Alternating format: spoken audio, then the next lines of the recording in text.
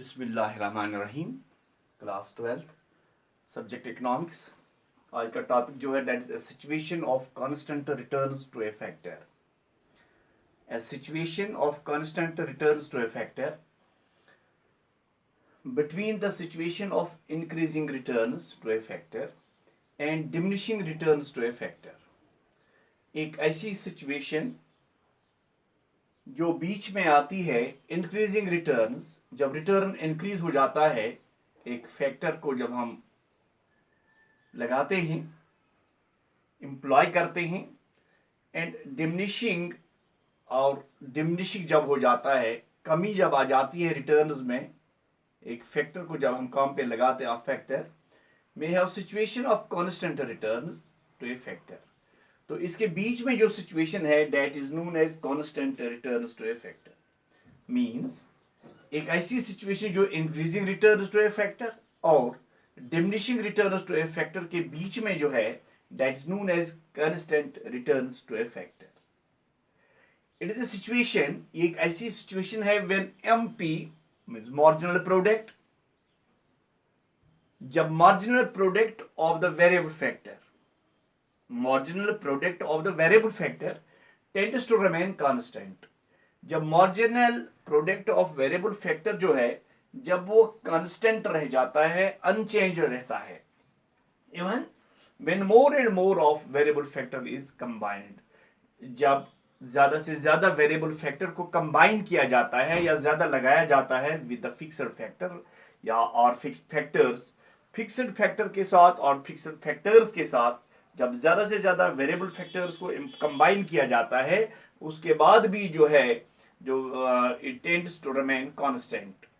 Okay, when marginal product is constant, जब marginal product constant हो जाता है, एक्साम्पल से 10, TP will increase only, TP means total product, it will increase only at a constant rate, ये increase हो जाएगा but at constant rate। okay, every time it will increase by 10 units, her time ये 10 units increase हो जाएगा of output, तो ये only 10 units of output इसमें increase हो जाएगा।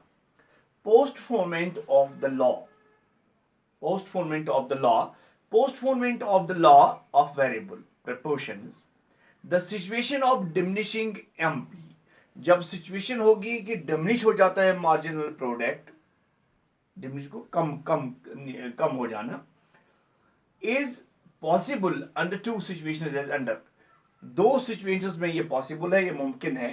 पहली पोजीशन की पहली जो सिचुएशन है that is when there is improvement in technology, जब टेक्नोलॉजी में इंप्रूवमेंट होगी, used in the process of production, जो यूज करते हैं प्रोडक्शन की इस प्रोसेस में, so that greater output is achieved, तो ग्रेटर आउटपुट जो है वो अचीव किया जाता है with the same output, same output को लेकर।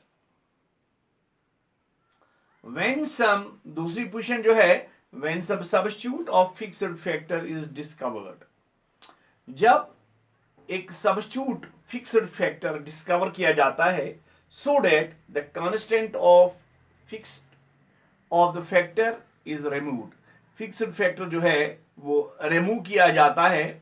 However such a situation is very rare if not possible, ये सिचुएशन जो है इट इज रेयर, बहुत कम ही कहीं पे ये ऐसा आपको मिलेगा, अगर ये इम्पॉसिबल नहीं है लेकिन तब भी ये वेरी रेयर है। Now relation between TP and MP, AP and MP, relation between TP, TP means total product and MP means marginal product, AP means average product and MP means marginal product. Table 2 and figure 2 illustrates how TP, MP and AP are related to each other. हमारे पास table 2 है और figure 2 है, तो इससे आपको पता चलेगा कि क्या रिलेशन है टोटल प्रोडक्ट, मार्जिनल प्रोडक्ट और एवरेज प्रोडक्ट के बीच में। TP, MP and AP. TP means total product, MP means marginal product and AP means average product. Okay, तो यहां हमारे पास टेबल दिया हुआ है, टेबल 2, इस पे पहले बात करेंगे।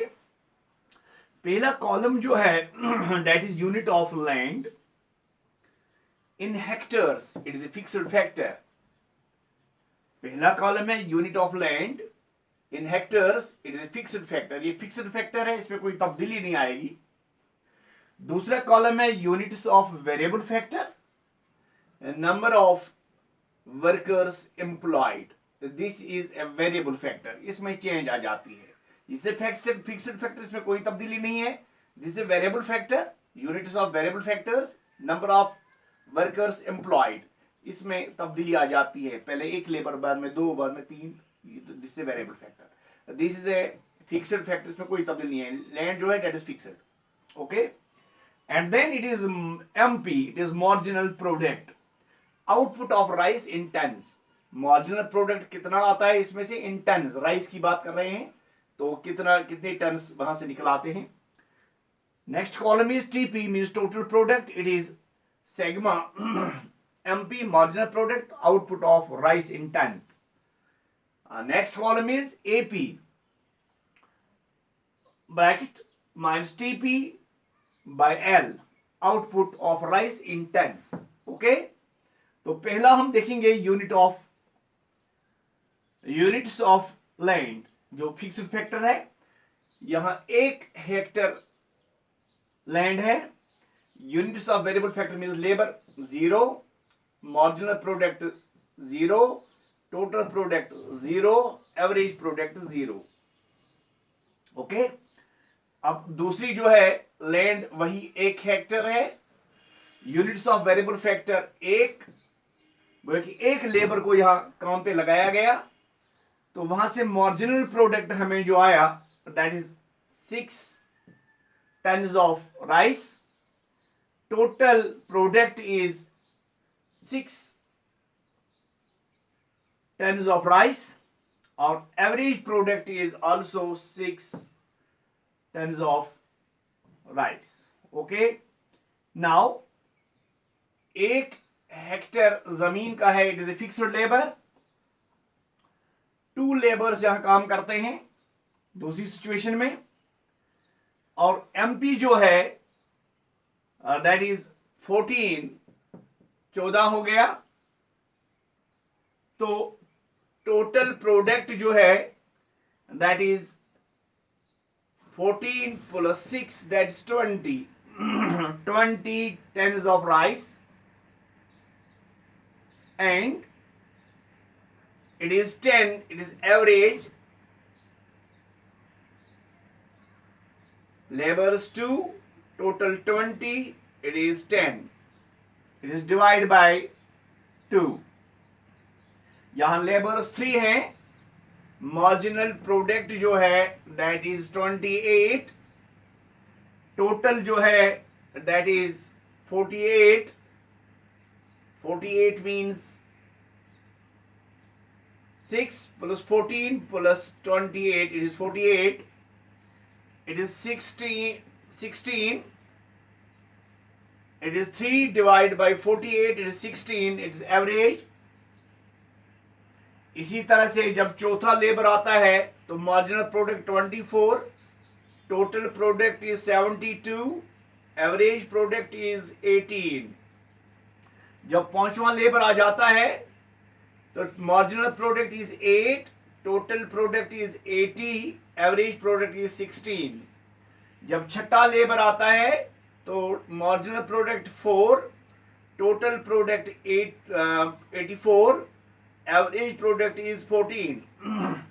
7वां लेबर जब आता है marginal product 0 and total product 84, average product 12। तो इसी तरह से जब 8वां लेबर आता है it is -4 MP, TP is 80 and AP is 10, okay.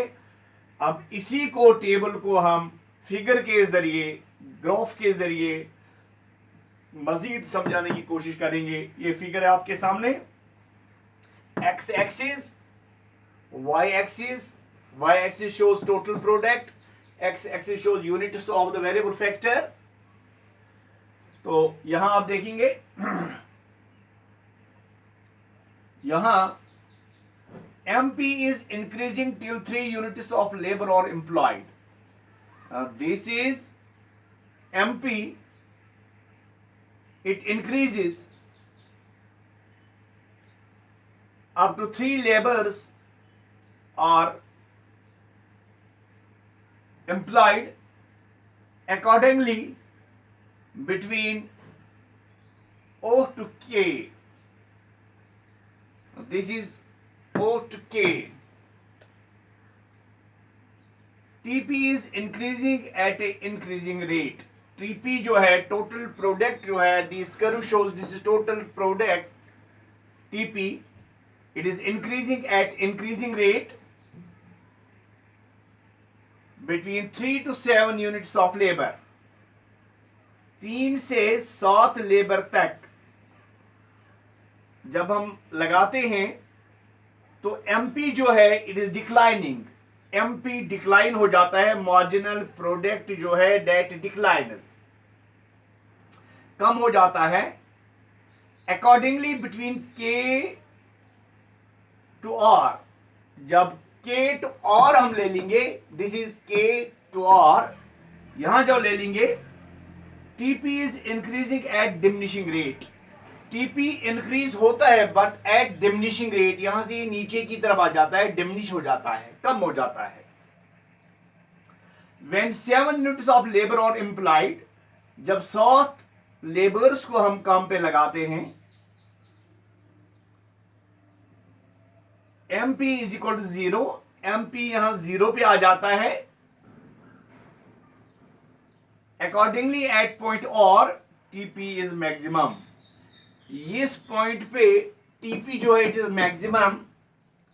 Beyond 7 units of labour, जब 7 यूनिट से ज्यादा हम लेबर काम पे लगाते हैं, MP becomes negative. MP negative हो जाता है. This is MP, it becomes negative.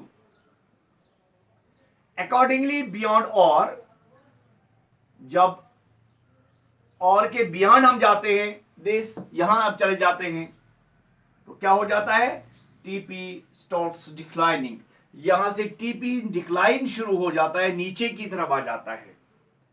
तो this was today's topic, a situation of constant returns to a factor. इस पे बात की हमने. उसके बाद हमने बात की पोस्टपोनमेंट ऑफ द लॉ, इस पे बात की. और that very important part of this lecture, that was relation between total product and marginal product, average product and marginal product. तो आज का इतना ही है. Thank you.